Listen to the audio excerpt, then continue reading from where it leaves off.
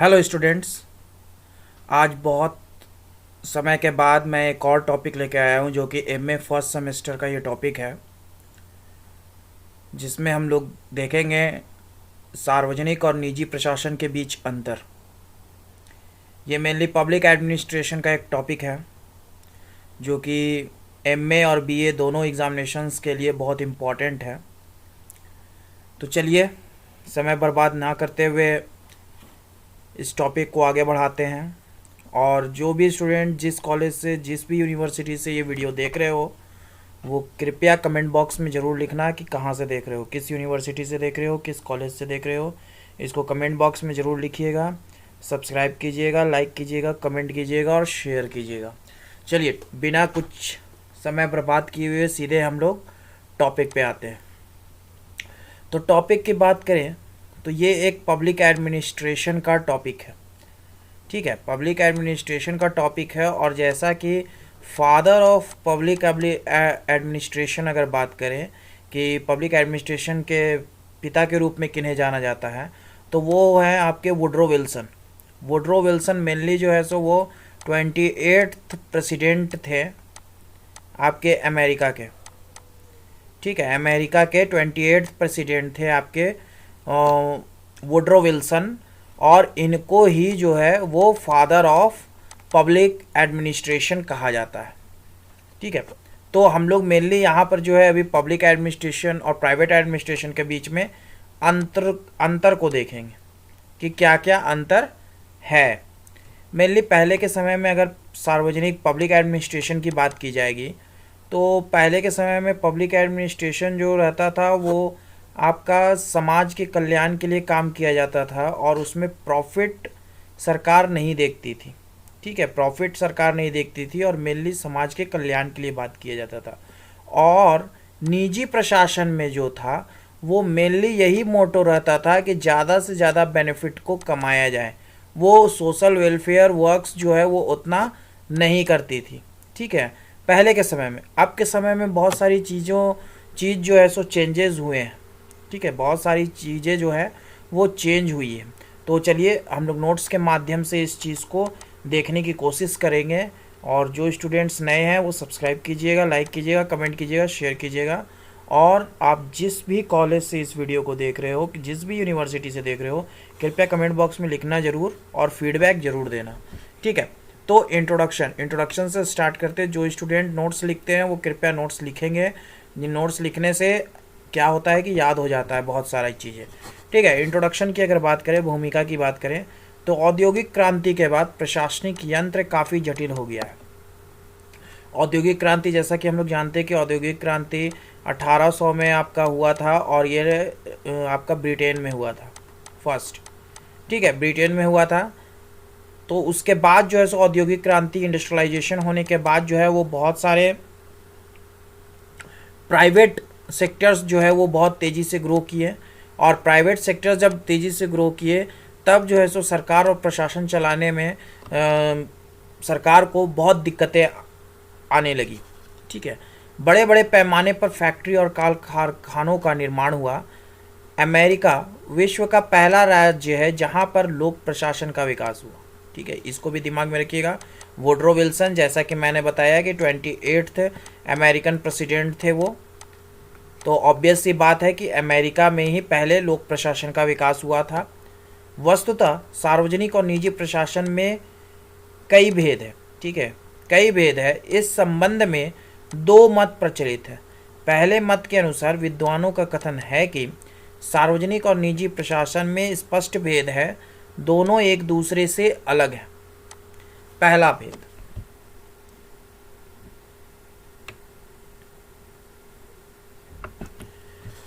दूसरे मत के विचारकों का कहना है कि सार्वजनिक और निजी प्रशासन में बहुत कम ही भेद है। उसके भेद को हम किसी रेखा से विभक्त नहीं कर सकते हैं। दोनों प्रशासन एक दूसरे से जुड़े हुए हैं। प्रशासन के दृष्टिकोण से इस मत के विचारक सार्वजनिक और निजी दोनों को एक ही प्रशासन मानते हैं। ठीक है, अब बहुत सारे कम्पिटिटिव एग्ज़ाम्स में यूपीएससी देख लीजिए या फिर यूजीसी देख लीजिए, वहाँ क्वेश्चन पूछा जाता है कि कौन कौन से ऐसे विचारक हैं जो कि सार्वजनिक और निजी प्रशासन मतलब पब्लिक एंड प्राइवेट एडमिनिस्ट्रेशन दोनों को एक ही मानते हैं, एक ही प्रशासन मानते हैं। तो वैसे वैसे जो है वो आपका हेनरी फ्योल पहला नाम आ जाएगा, दूसरा फॉलेट आ जाएगा और तीसरा आपका उर्विक आ जाएगा। मेनली जो है सो एग्जामिनेशंस में यूजीसी ये सब में क्या करते हैं कि 3 ऑप्शन देते हैं और पूछते हैं कि इनमें से कौन नहीं है, ठीक है, चौथा किसी और को बैठा देते। तो पब्लिक एंड प्राइवेट एडमिनिस्ट्रेशन एक ही मानने वाले अगर बात करेंगे तो आपका एक हेनरी फ्योल, एक फॉलेट और एक आपका उर्विक जो इस मत के मुख्य समर्थक हैं। इसको दिमाग में रखिएगा ये 3 को। यदि प्रशासन का उद्देश्य सार्वजनिक होता है तो उसे सार्वजनिक प्रशासन कहते हैं। दूसरी ओर यदि प्रशासन का उद्देश्य निजी होता है तो उसे निजी प्रशासन कहते हैं। लेकिन उद्देश्य के दृष्टिकोण से लोक प्रशासन और निजी प्रशासन में विभेद नहीं किया जाता है, क्योंकि बहुत से ऐसे कार्य सार्वजनिक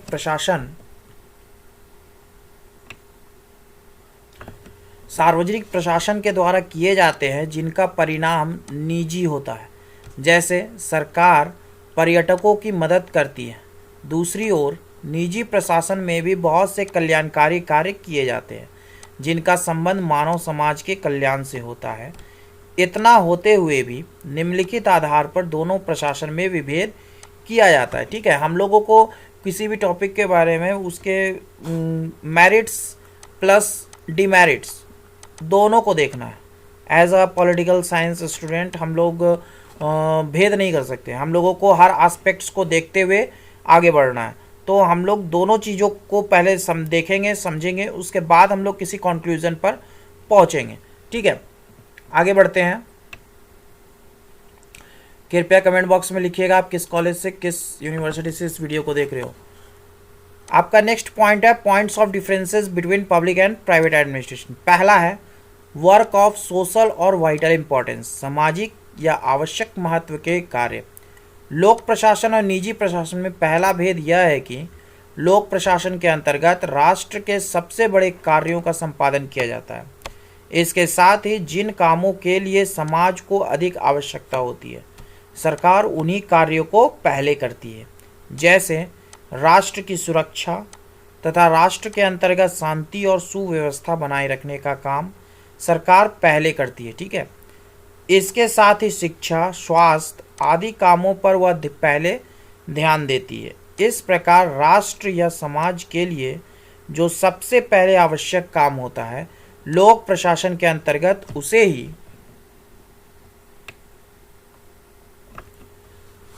प्रधानता दी जाती है। दूसरी ओर निजी प्रशासन के अंतर्गत राष्ट्रीय या सामाजिक महत्व के कार्यों पर ध्यान नहीं दिया जाता है। निजी प्रशासन के अंतर्गत कपड़े के उत्पादन, दूध का वितरण आदि दैनिक आवश्यकताओं की वस्तुओं पर विशेष ध्यान दिया जाता है। इसमें अब जो है सो आप लोग जो है सो इसमें ये भी जोड़ सकते हो कि बहुत सारी स्टील फैक्ट्रीज़ हैं, बहुत सारे आयरन फैक्ट्रीज़ हैं, बहुत सारे ऑटोमोबाइल्स फैक्ट्री हैं। ठीक है, इन सब जो है सो मेनली जो है सो आपका बेनिफिट कमाते हैं पहले। ठीक है, बहुत सारे आईटी फैक्ट्रीज, आईटी सेक्टर्स हैं, आईटी सेक्टर जो कि पहले बेनिफिट पे काम करते हैं, उसके बाद कुछ जो है सो सोशल वर्क या फिर वेलफेयर के काम करते हैं। ठीक है, नेक्स्ट आपका सेकंड आता है वर्क ऑफ कॉम्प्रिहेंसिव नेचर, विस्तृत प्रकृति के कार्य। लोक प्रशासन के अंतर्गत विस्तृत कार्यों पर विशेष बल दिया जाता है, जैसे रेलवे, पोस्ट ऑफिस इत्यादि।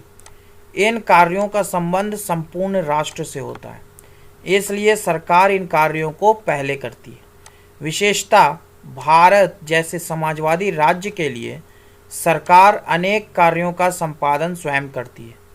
जितने भी राष्ट्रीय महत्व के कार्य होते हैं उनका संपादन सार्वजनिक प्रशासन के अंतर्गत किया जाता है।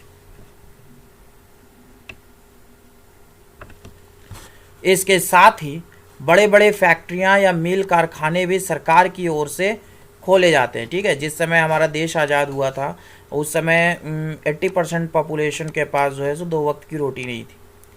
ठीक है। तो ऑन डैट केस उस समय जो है सो सरकार जितनी भी फैक्ट्रीज लगे थे वो सरकार गवर्नमेंट जो है सो लगाई थी, ताकि ज़्यादा से ज़्यादा लोगों का जो है सो विकास हो पाए, उन्हें एम्प्लॉयमेंट मिल सके। दूसरी ओर निजी प्रशासन के अंतर्गत राष्ट्रीय महत्व के कार्यों को नहीं किया जाता है, बल्कि उसके अंतर्गत व्यापारिक महत्व के कार्यों को पहले किया जाता है। निजी प्रशासन के स्वामी व्यापार तथा उद्योग धंधों पर विशेष बल देते हैं। ठीक है। अब कोई व्यक्ति, अगर मान लीजिए अगर कोई व्यक्ति जो है सो कोई कंपनी इस्टेब्लिश्ड करता है या फिर कोई बिजनेस इस्टेब्लिश्ड करता है, तो वो पहले अपना व्यापार देखेगा, पहले अपना प्रॉफिट देखेगा कि वो मैक्सिमम प्रॉफिट जो है वो कैसे अर्न कर सकता है। अगर वो मैक्सिमम प्रॉफिट अच्छे तरीके से अर्न कर पा रहा है, तभी वो जो है सो उस पैसे को जो है वो वेलफेयर में लगाएगा या फिर सोशल वर्क में लगाएगा। जब तक उसके पास पैसा नहीं होगा तब तक वो कैसे किसी के लिए वेलफेयर के लिए काम कर सकता है, किसी समाज के लिए कैसे वो काम कर सकता है। ठीक है।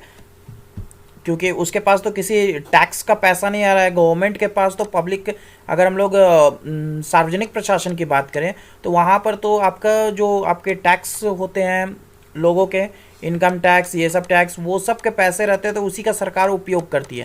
लेकिन अगर कोई प्राइवेटली ये करेगा तो उसको पहले पैसा कमाना पड़ेगा, उसके बाद वो सोशल वेलफेयर की बात कर सकता है, समाज के सुधार की बात कर सकता है। ठीक है। तो इस चीज़ को ध्यान में रखिएगा। थर्ड पॉइंट आता है मोनोपोलिस्टिक बिजनेस, एकाधिकार व्यवसाय। लोक प्रशासन के अंतर्गत एकाधिकार व्यवसाय को किया जाता है, अर्थात उसके अंतर्गत जितने भी काम किए जाते हैं या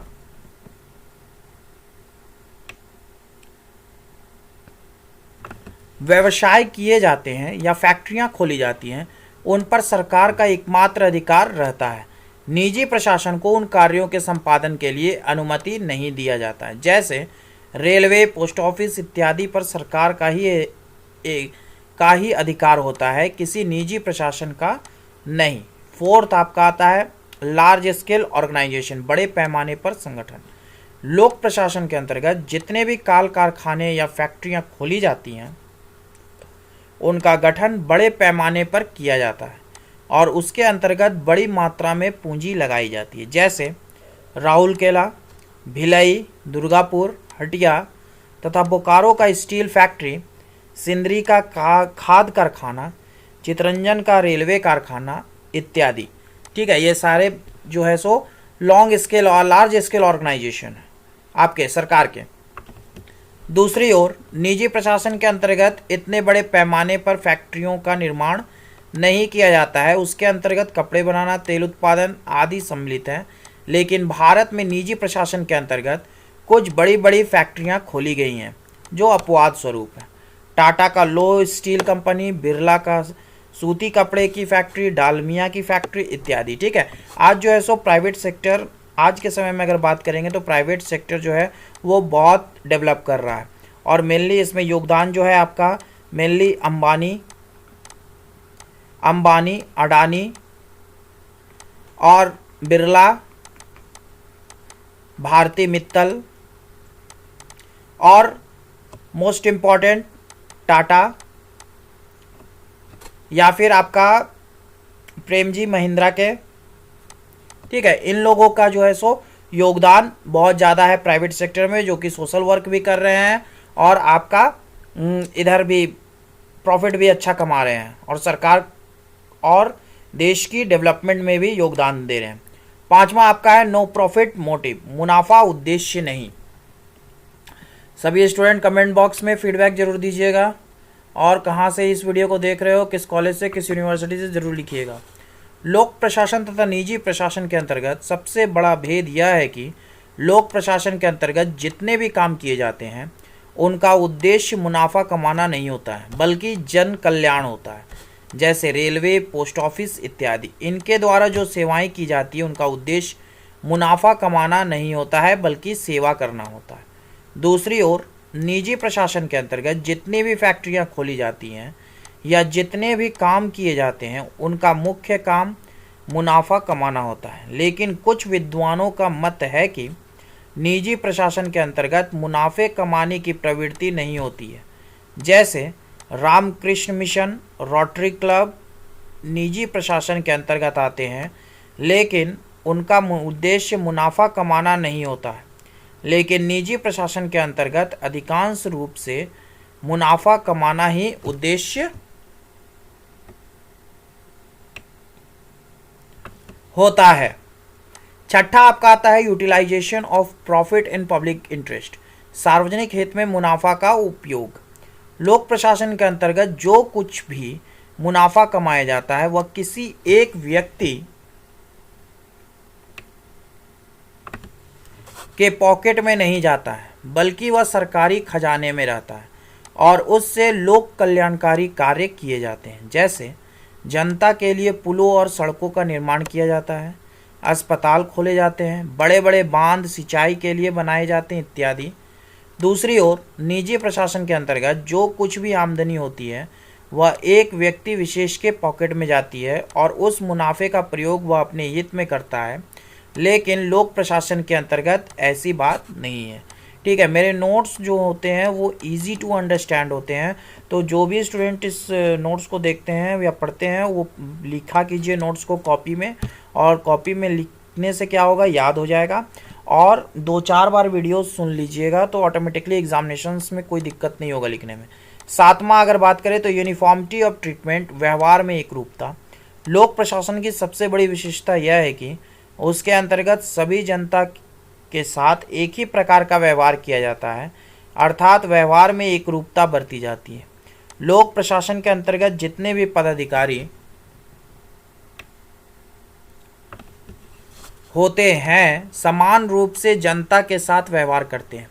दूसरी ओर निजी प्रशासन के अंतर्गत विभिन्न लोगों के साथ विभिन्न प्रकार का व्यवहार किया जाता है। जैसे मिल मालिकों के मित्रों और संबंधियों के साथ दूसरा व्यवहार किया जाता है और आम जनता के साथ दूसरा व्यवहार किया जाता है, जबकि लोक प्रशासन के अंतर्गत इस प्रकार का व्यवहार नहीं किया जाता है। आठवां आपका पॉइंट आता है एक्सटर्नल फाइनेंशियल कंट्रोल, वित्त पर बाह्य नियंत्रण। लोक प्रशासन के अंतर्गत वित्त पर बाह्य संस्था का अधिकार रहता है, अर्थात कार्यपालिका इस संबंध में कोई नियंत्रण नहीं रखती है, बल्कि वित्तीय नियंत्रण का अधिकार संसद को रहता है। अर्थात लोक प्रशासन के अंतर्गत प्रशासन और वित्त दोनों दो संस्थाओं के हाथ में रहता है। ठीक है, दोनों जो है सो दो संस्थाओं के हाथ में रहता है। फाइनेंस कोई और कंट्रोल कर रहा होता है और प्रशासन कोई और कंट्रोल कर रहा होता है, जबकि निजी प्रशासन के अंतर्गत प्रशासन और वित्त दोनों एक ही संस्था के हाथों में होता है, अर्थात कार्यपालिका के माध्यम से ही वित्त और प्रशासन दोनों का नियंत्रण किया जाता है। 9वां पॉइंट बात करें तो पब्लिक रिस्पॉन्सिबिलिटी, जनता के प्रति उत्तरदायित्व। पॉइंट्स को कभी भी एग्जामिनेशंस में नहीं छोड़िएगा, पॉइंट्स जो है सो इम्पॉर्टेंट्स है। अंदर का मटेरियल आप थोड़ा सा लिखिए, 2 लाइन लिखिए, 1 लाइन लिखिए, कोई फ़र्क नहीं पड़ता है, लेकिन पॉइंट्स जो है वो कभी भी एग्जामिनेशंस में छूटने नहीं चाहिए। लोक प्रशासन के अंतर्गत जितने भी कार्य किए जाते हैं उनके लिए कार्यपालिका संसद की ओर उत्तरदायी रहती है। संसद में जनता के प्रतिनिधि होते हैं, उनको प्रशासन संबंधी प्रश्न पूछने का अधिकार होता है। इसलिए लोक प्रशासन के अंतर्गत मनमाने ढंग से कोई भी पदाधिकारी काम नहीं कर सकता है, क्योंकि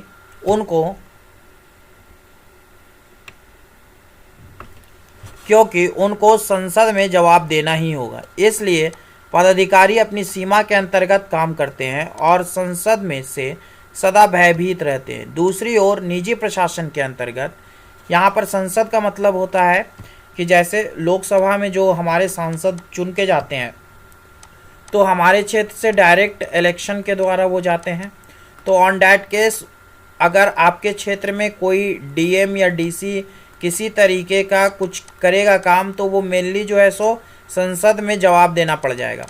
तो जब संसद में जवाब देना पड़ जाएगा तो सांसद जो है वो अपने क्षेत्र में इस तरीके का कार्य होने ही नहीं देगा, जिससे कि डीसी या डीएम के कार्यों को जो है सो सांसद में उठाया जा सके। ठीक है, कोई विपक्षी दल उठा दे और उस पर क्वेश्चन मार्क लगा दे। ठीक है, इससे जो है सो एक गलत भावना जो है सो फैलती है किसी भी क्षेत्र के बारे में। दूसरी ओर निजी प्रशासन के अंतर्गत सार्वजनिक उत्तरदायित्व का कोई प्रश्न ही नहीं उठता। उसके पदाधिकारी जनता की ओर नहीं बल्कि मालिक की ओर उत्तरदायी होते हैं। जनता की आलोचना का उन्हें कोई भय नहीं होता है। ठीक है, जनता आलोचना करेगी ऐसा कोई भय निजी प्रशासन में नहीं होता है, प्राइवेट एडमिनिस्ट्रेशन में। लेकिन पब्लिक एडमिनिस्ट्रेशन में अगर डीसी या फिर एसपी कोई ऐसा काम कर दिया तो जनता जो है सो उतर जाएगी आंदोलन करने के लिए। ठीक है, 10वां बात करेंगे तो public administration is regulated by laws. लोक प्रशासन कानून में से नियमित।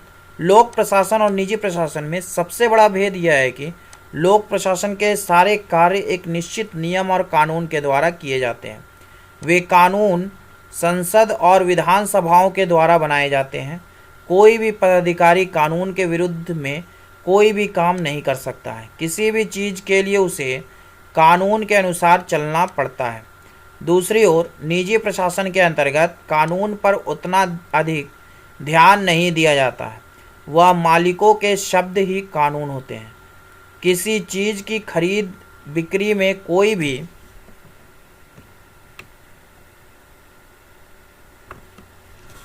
कानून बाधा उपस्थित नहीं करता है, लेकिन लोक प्रशासन के अंतर्गत कानून के अनुसार ही काम करना पड़ता है। 11th, no advertisement in public administration. लोक प्रशासन में विज्ञापन नहीं। विद्वानों का कहना है कि लोक प्रशासन के अंतर्गत जिन चीज़ों का उत्पादन किया जाता है उनका किसी भी प्रकार का विज्ञापन नहीं किया जाता है, क्योंकि सरकारी विज्ञापन को जनता है दृष्टि से देखती है, गलत दृष्टि से देखती है। दूसरी ओर निजी प्रशासन के अंतर्गत जितने भी चीज़ों का उत्पादन होता है उनकी बिक्री विज्ञापन पर ही निर्भर करती है, अर्थात विज्ञापन के माध्यम से ही चीज़ों की बिक्री की जाती है। 12th पॉइंट आता है आपका यूनिफॉर्मिटी इन प्राइस। कीमत में एक रूपता। कमेंट बॉक्स में अपने फीडबैक्स जरूर दीजिएगा। लोक प्रशासन के अंतर्गत चीज़ों की कीमत में एक रूपता रखी जाती है। जैसे सरकारी फैक्ट्री के द्वारा जिन चीज़ों का उत्पादन होता है उनकी बिक्री की दर एक ही होती है। कीमत संपूर्ण भारत में एक ही है। दूसरी ओर निजी प्रशासन के अंतर्गत जिन चीज़ों का उत्पादन किया जाता है उनकी दर में कमी बेशी होती रहती है या व्यक्ति विशेष को छूट भी दी जाती है। ठीक है, 13वां पॉइंट है आपका regular calculation of profit under public administration. लोक प्रशासन के अंतर्गत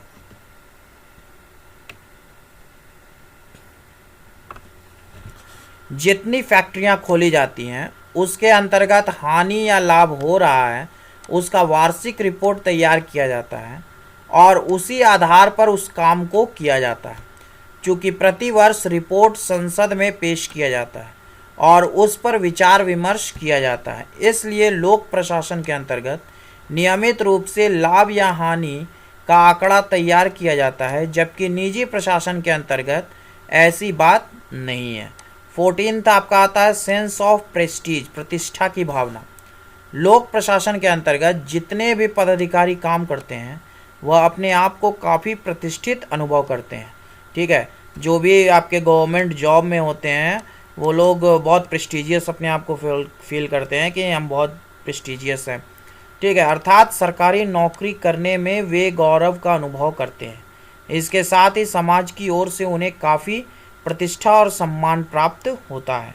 उसके वेतन में किसी प्रकार की कटौती नहीं की जाती है।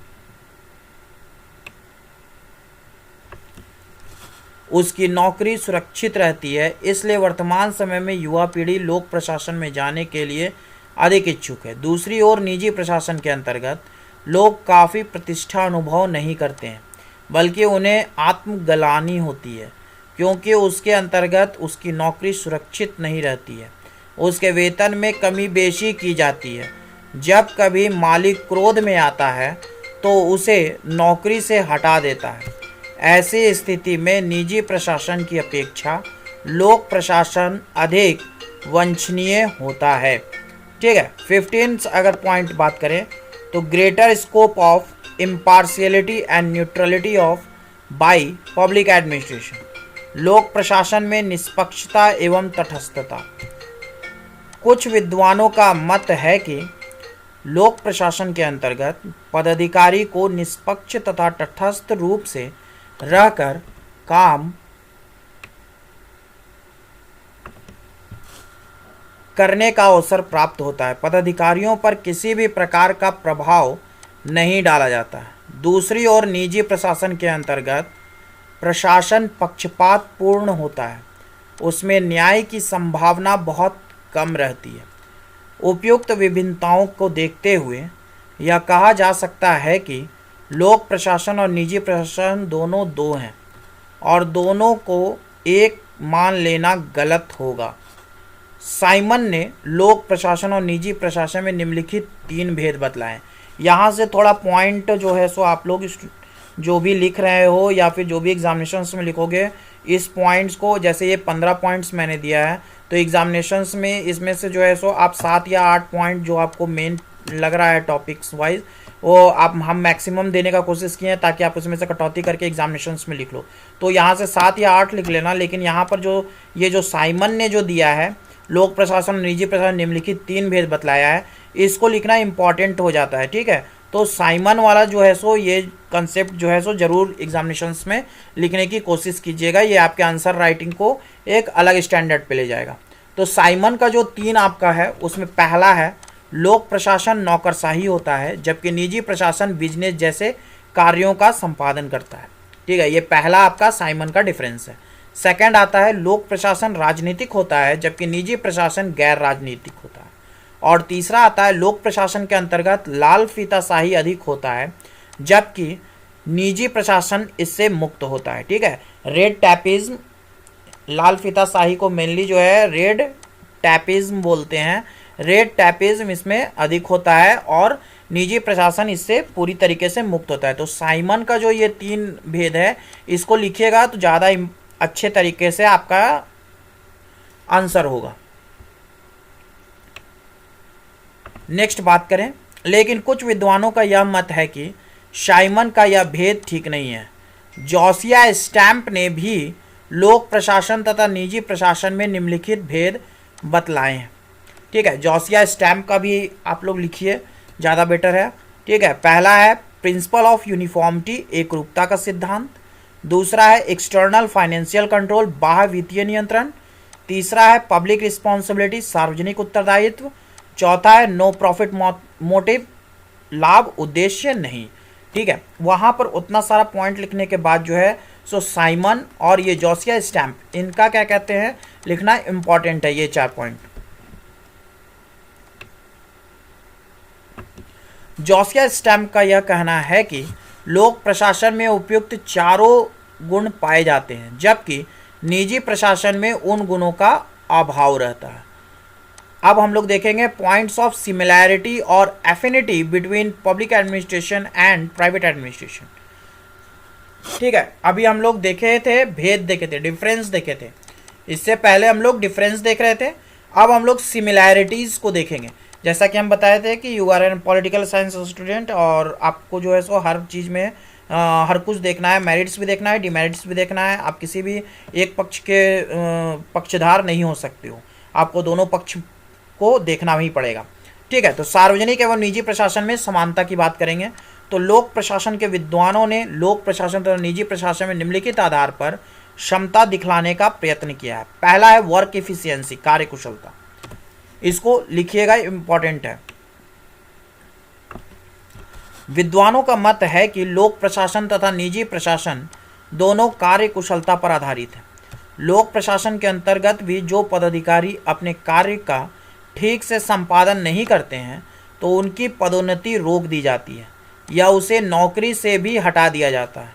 दूसरी ओर निजी प्रशासन में कार्यकुशलता पर काफ़ी जोर दिया जाता है, क्योंकि इसी गुण के आधार पर संपूर्ण निजी प्रशासन आधारित होता है और विभिन्न फैक्ट्रियों में तेजी से उत्पादन किया जाता है। विद्वानों का मत है कि दोनों प्रशासन में कार्य कुशलता पाई जाती है। सेकंड आता है आपका ऑर्गेनाइजेशन, संगठन।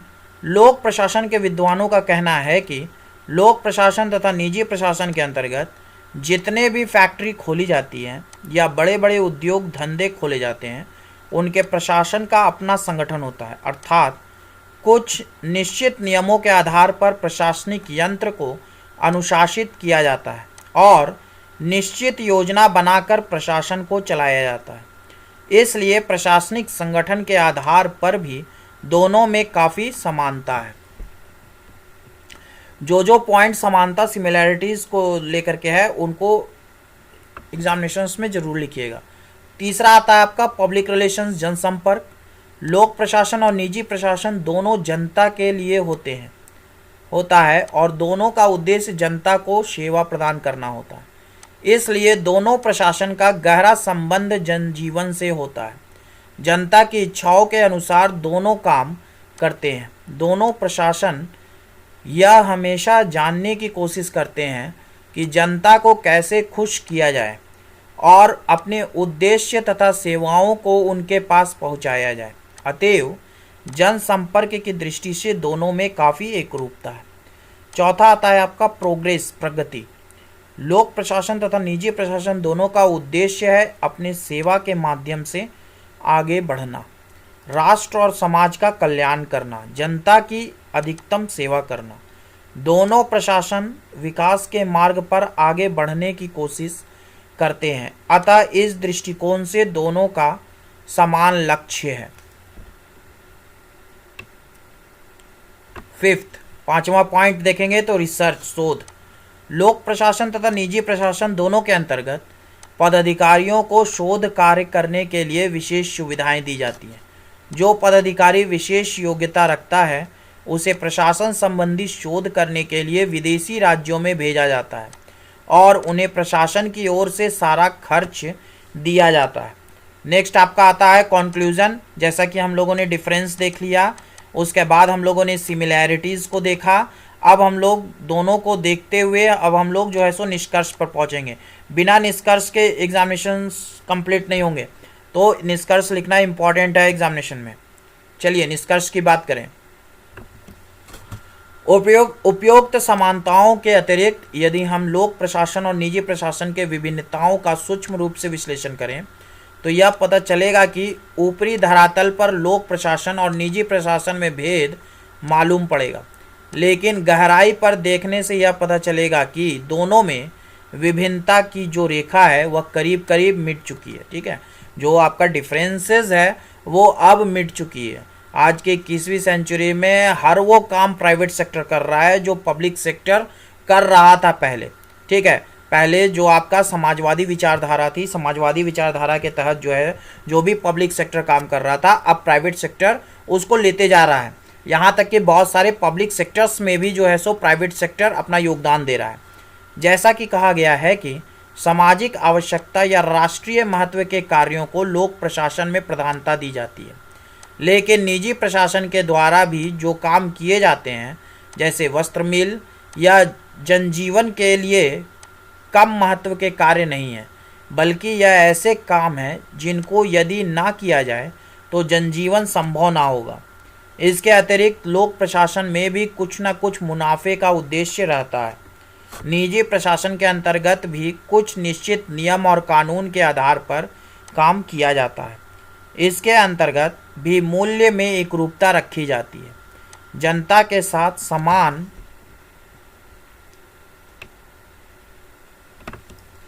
रूप से व्यवहार किया जाता है। अप्रत्यक्ष रूप में निजी प्रशासन भी जनता के प्रति उत्तरदायी रहते हैं। सरकार भी कभी कभी अपने उद्योगों को चलाने के लिए विज्ञापन कराती है। निजी प्रशासन के अंतर्गत ज्वाइंट स्टॉक कंपनी होती है, जिसके अंतर्गत वित्त पर नियंत्रण किया जाता है और संपूर्ण प्रशासन ज्वाइंट स्टॉक कमेटी के प्रति उत्तरदायी होता है। जहाँ तक लाल फीताशाही की बात है, यह दोनों जगह पाया जाता है। नौकरशाही भी दोनों जगह है। राजनीतिक दबाव लोक प्रशासन के साथ साथ निजी प्रशासन पर भी होता है, क्योंकि आजकल निजी फैक्ट्री को खोलने की अनुमति सरकार से मिलती है, जो मूलतः राजनीतिक नेताओं की अनुमति पर निर्भर करता है। लोक प्रशासन के अंतर्गत रेलवे, पोस्ट ऑफिस आदि बिजनेस के तौर पर ही चलाए जाते हैं। ऐसी स्थिति में लोग होगा, यहाँ लोग नहीं होगा। ठीक है, लोक प्रशासन तथा निजी प्रशासन को अलग करना बड़ा ही कठिन हो गया है।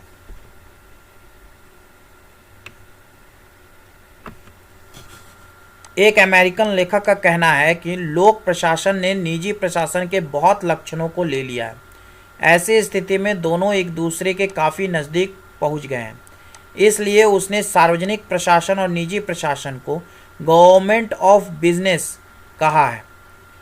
सच पूछिए तो इस कल्याणकारी या समाजवादी राज्य के अंतर्गत दोनों का कार्य एक दूसरे पर इतना आश्रित है कि दोनों में एक विभाजित रेखा नहीं खींची जा सकती है। इसलिए कहा गया है कि लोक प्रशासन और निजी प्रशासन की खाई पटती जा रही है। यह दोनों के बीच जो विभाजित रेखा है वह मिटती जा रही है। ये रेखा होगा, ठीक है, रेखा है वह मिटती जा रही है।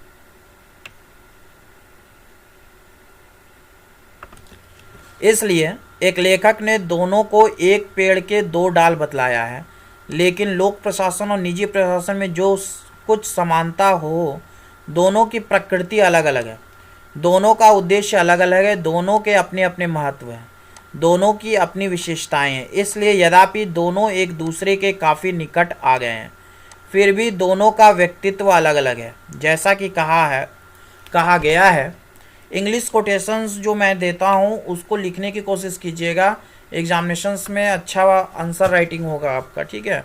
Public and private administration are the two species of the same genus, but they have special values and technique of their own which give to each its distinctive character, ठीक है। इसी को मैंने हिंदी में यहाँ करके रखा है क्योंकि बहुत सारे हिंदी मीडियम स्टूडेंट्स जो हैं वो कोटेशंस यहाँ से उठा करके लिख सकते हैं, ठीक है। तो मेरी मेहनत आप लोगों को कैसी लगी, क्या लगी, फीडबैक ज़रूर दीजिएगा या कमेंट बॉक्स में ज़रूर लिखिएगा कि आप कहाँ से देख रहे हो ये वीडियो को, ठीक है। और इस चैनल को ज़्यादा से ज़्यादा सपोर्ट करने की कोशिश कीजिएगा। आप लोग स्टूडेंट लोग मेरे चैनल को सपोर्ट नहीं कर रहे हो, जिसकी वजह से दिक्कत आ रही है। Thank you for watching my videos. मैं राजदेव गुप्ता आपके लिए और भी वीडियोज़ लाते रहूँगा। Thank you very much.